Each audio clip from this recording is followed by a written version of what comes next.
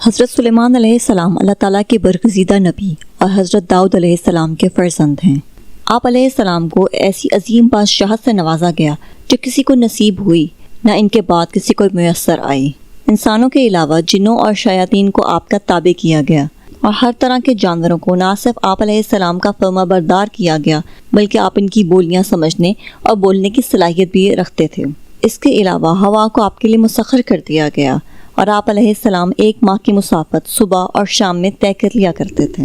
ان معجزات کے علاوہ بنی اسرائیل کی تاریخ میں آپ کا بہت نمایاں کردار جانا جاتا ہے اور کہا جاتا ہے کہ بنی اسرائیل کے دوسرے عروج کی اہم وجہ آپ ہی ہیں۔ آپ علیہ السلام کا ذکر قرآن مجید میں بہت سی آیات میں آتا ہے۔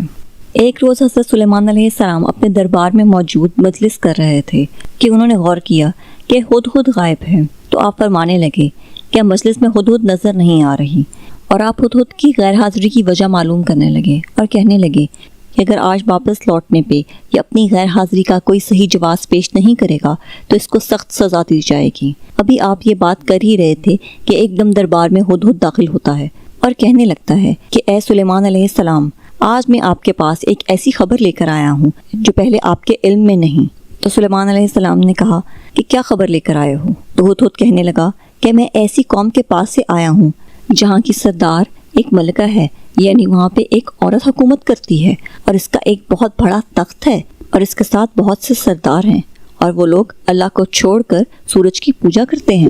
تو حضرت سلیمان علیہ السلام کہنے لگے کہ میں تیری اس بات کی تصدیق کروں گا کہ تو سچ کہہ رہا ہے یا جھوٹ۔ تو پھر حضرت سلیمان علیہ السلام نے ملکہ کے نام ایک خط لکھا اور ہدہد کو کہا کہ یہ خط لے جاؤ اور یہ خط جا کر ملکہ کو پہنچا دو جو وہاں حکومت کرتی ہے، اور پھر دیکھتے ہیں کہ اس کا کیا جواب آتا ہے۔ اور ہدہد خط لے کر جاتا ہے اور سیدھا ملکہ کے دربار میں لے کے جا کر خط ملکہ کے سامنے رکھ دیتا ہے، اور پھر ملکہ اس خط کو کھول کر دیکھتی ہے تو خط میں 2 ٹوک جملے لکھے تھے جس کی شروعات بسم اللہ سے ہو رہی تھی، اور اس میں لکھا تھا کہ توبہ کر لو اور سرکشی کو چھوڑ کر ہماری جانب چلے آؤ۔ یہ پڑھ کر ملکہ کچھ پریشان سی ہو گئی، اور پھر اس نے اپنے دربار میں اپنے تمام سرداروں کو بلایا اور ان سے مشورہ کرنے لگی اور کہنے لگی کہ میرے پاس ایک معزز خط آیا ہے جس کی شروعات بسم اللہ سے ہوتی ہے، اور اس میں لکھا ہے کہ تم سب سر تسلیم خم کرو اور میرے پاس حاضر ہو جاؤ۔ تو پھر وہ اپنے سرداروں سے پوچھنے لگی کہ اب تم لوگ مجھے اس حوالے سے مشورہ دو کہ ہمیں کیا لایا عمل اختیار کرنا چاہیے۔ تو وہ کہنے لگے کہ ہم بہت زور آور ہیں اور ہم میں اتنی طاقت ہے کہ ہم کسی بھی قسم کے بادشاہ کا مقابلہ کر سکتے ہیں، آپ ہمیں حکم دیجیے اور دیکھیں کہ ہم کیا کر سکتے ہیں۔ لیکن ملکہ کچھ سمجھدار تھی تو وہ کہنے لگی کہ ہمیں اس میں جلدی نہیں کرنی چاہیے، اور میں اس خط کے جواب میں کچھ تحائف بھجواتی ہوں، اس سے ہمیں معلوم ہو جائے گا کہ کیا وہ بادشاہ واقعی اللہ کا ایک نیک دیندار بادشاہ ہے۔ اور پھر جب ملکہ سبا کا قاصد حضرت سلیمان علیہ السلام کے پاس بہت سے تحائف لے کر پہنچا تو سلیمان علیہ السلام کہنے لگے کہ مجھے جو کچھ اللہ نے دیا ہے وہ تمہاری دنیا کی حقیر دولت کے مقابلے میں کچھ بھی نہیں۔ تو آپ علیہ السلام نے وہ تمام تحائف واپس کر دیے اور کہا کہ جاؤ اور اپنی ملکہ کو بتا دینا کہ اب ہم وہ لشکر لے کے آئیں گے کہ جس کی تاب تمہارے لشکر نہیں رکھ سکیں گے، اور اب ہمارا انتظار کرنا۔ اس پیغام کو بھجوانے کے بعد آپ علیہ السلام نے کچھ عرصہ تک انتظار کیا،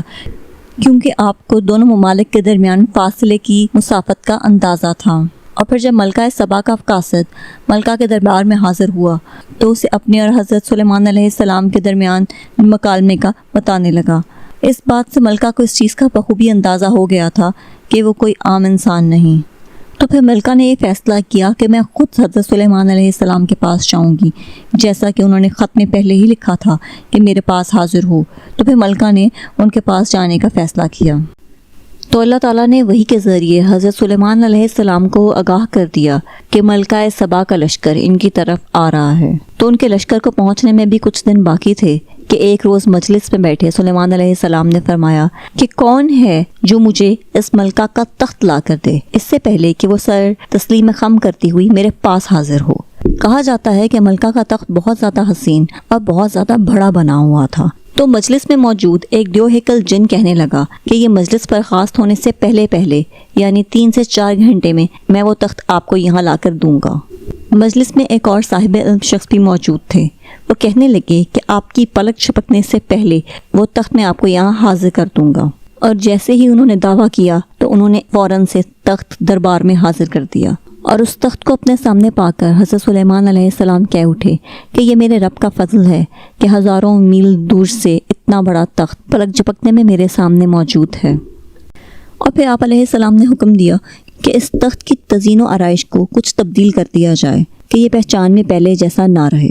تو پھر وہ ملکہ جب حضرت سلیمان علیہ السلام کے دربار میں پہنچتی ہے تو سلیمان علیہ السلام اس سے پوچھتے ہیں کہ اس تخت کے بارے میں تیرا کیا خیال ہے؟ تو وہ ملکہ بہت سمجھدار تھی، وہ کہنے لگی کہ دیکھنے میں تو مجھے اپنا تخت معلوم ہوتا ہے۔ تو اس بات میں اس کے لیے دوسری گہری نشانی موجود تھی کہ ہزاروں میل دور سے یہ تخت آخرکار میرے پہنچنے سے پہلے یہاں کیسے آن پہنچا۔ تو پھر آپ علیہ السلام اسے اپنے محل کے ایک کمرے میں لے جاتے ہیں کہ جہاں پر فرش میں ایسے شیشے جڑے ہوئے تھے کہ وہ تالاب کی مانند معلوم ہوتے تھے۔ تو ملکہ یہ دیکھ کر اپنے کپڑے سمیٹنے لگی کہ اس کے کپڑے گیلے نہ ہو جائیں، اور جیسے ہی اس نے آگے پاؤں بڑھائے تو وہ دیکھ کر دنگ رہ گئی کہ یہ تالاب نہیں بلکہ ایک فرش ہے۔ اس بات پر وہ بہت حیران ہوئی اور اس کے بعد کہنے لگی کہ میں سلیمان کے ساتھ اپنے رب کے سامنے سر تسلیم خم کرتی ہوں، اور جو میں شریک کرتی رہی میں اللہ کی طرف رجوع کرتی ہوں اور اسلام قبول کرتی ہوں اور اللہ سے اس کے لیے معافی طلب کرتی ہوں۔